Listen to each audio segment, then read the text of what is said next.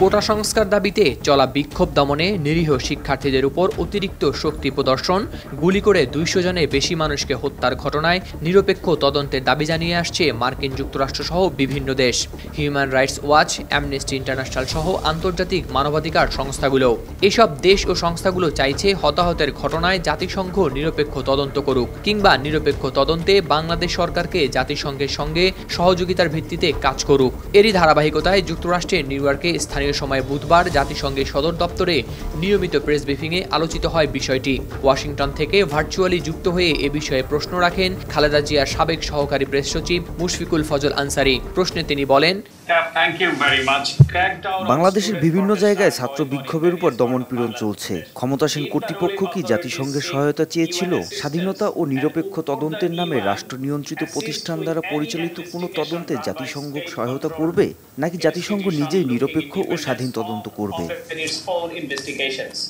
জবাবে জাতিসংঘ মহাসচিবের মুখপাত্র স্টিফেন ডুজারিক বলেন, সানবিট সব দিবে সামাল। সানবিট ম্যাজিক প্রেস ডিশওয়াশিং এর মাথা ঘোরানো সলিউশন। দেখুন, আপনার প্রশ্নে বেশ কয়েকটি বিষয় রয়েছে। বিশ্বের যে কোনো দেশের সরকার যে কোনো ব্যাপারে সহায়তার জন্য অনুরোধ করলে আমরা সবসময় সহায়তার হাত বাড়াতে প্রস্তুত থাকি। আমাদের মাথায় থাকে ওই দেশের সরকারকে কিভাবে সর্বোচ্চ সহায়তা দেওয়া যায়। তবে আপনি জানেন, স্বাধীন ও নিরপেক্ষ তদন্তের জন্য জাতিসংঘের একটি আইন প্রণয়ন সংস্থার কাছ থেকে ম্যান্ডেট পাওয়ার প্রয়োজন পড়ে। এদিকে বাংলাদেশের চলমান কোটা সংস্কার আন্দোলনে বেশ কয়েকজন সাংবাদিক নিহত হওয়ার পাশাপাশি অর্ধশত আহত হওয়ার বিষয়টি উল্লেখ করে আরেকটি প্রশ্ন করেন মুশফিকুল ফজল আনসারি। প্রশ্নে আনসারি বলেন, আপনি যখন গাজায় নিহত সাংবাদিকদের কথা বলছিলেন তখন বলতে হচ্ছে সাম্প্রতিক দিনগুলিতে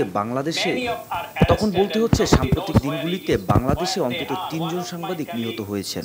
সাংবাদিকদের অনেকেই গ্রেপ্তার হয়েছেন এবং কেউ জানেন না তারা কোথায় আছেন। আমার সংবাদ সংস্থায় কাজ করতেন আমার সহকর্মী এস খান, তবে তিনি এখন কোথায় আছেন কেউ জানেন না। এদিকে মুশফিকের প্রশ্ন শেষ করতে না দিয়ে তাকে থামিয়ে জাতিসংঘ মহাসচিবের এই মুখপাত্র বলেন, বাংলাদেশে বিক্ষোভের সময় সরাসরি গুলির বিষয়ে নিন্দা জানিয়েছি। আমরা বলতে চাই, বাংলাদেশে বা বিশ্বের অন্য কোনো দেশে সরকারকে জনগণের শান্তিপূর্ণভাবে প্রতিবাদ করার অধিকার রক্ষা করতে হবে এবং সাংবাদিকদের স্বাধীন ও নিরবিচ্ছিন্নভাবে তাদের কাজ করার অধিকার রক্ষা করতে হবে। এর আগে অবিলম্বে কারফিউ প্রত্যাহার ও বিক্ষোভের সময় আটক শিক্ষার্থীদের নিঃশর্ত মুক্তি ও হতাহতের নিরপেক্ষ তদন্তের আহ্বান জানিয়ে প্রধানমন্ত্রী শেখ হাসিনাকে খোলা চিঠি দেয় amnesty international.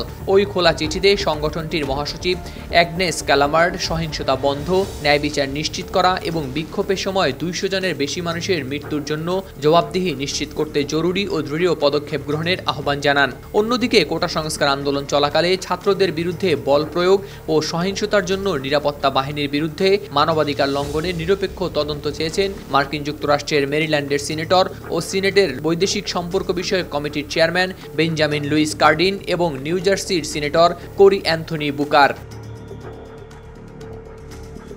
Howlader Shamim, RTV।